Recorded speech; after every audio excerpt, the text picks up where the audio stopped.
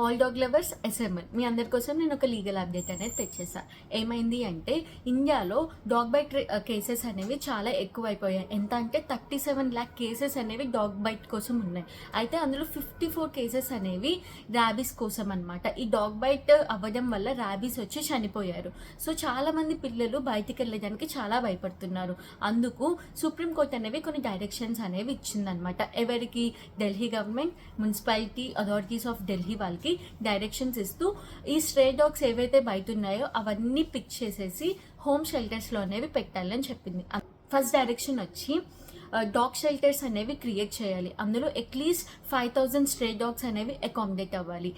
Second direction ఏంటంటే ఈ డాగ్స్ని sterilise చేసి వ్యాక్సినేట్ చేయాలన్నమాట. థర్డ్ డైరెక్షన్ ఏంటంటే ఒక హెల్ప్ లైన్ అనేది క్రియేట్ చేయాలి. So that dog bite case ఎవరికైనా అయితే వాళ్ళు ఈ హెల్ప్ లైన్ నెంబర్కి కాల్ చేసి వాళ్ళ యొక్క ఇష్యూ అనేది అడ్రస్ చేయాలి. ఫోర్త్ డైరెక్షన్ వచ్చేసి ప్రాపర్ స్టాఫ్ అనేది ఉండాలి ఈ డాగ్స్ అన్నిటిని చూసుకోవడానికి. అండ్ ఫిఫ్త్ డైరెక్షన్ వచ్చేసి ఈ హోమ్ షెల్టర్స్ అనేవి వితిన్ 8 weeks లోపల ఆపరేషన్లోకి వచ్చేయాలన్నమాట. అండ్ ద లాస్ట్ డైరెక్షన్ ఏంటి అంటే ఎవరైనా ఈ ప్రాసెస్ కోసం అడ్డుపడితే వాళ్ళ మీద స్ట్రిక్ట్ లీగల్ యాక్షన్ అనేది తీసుకుంటారు. Thank you for watching this video.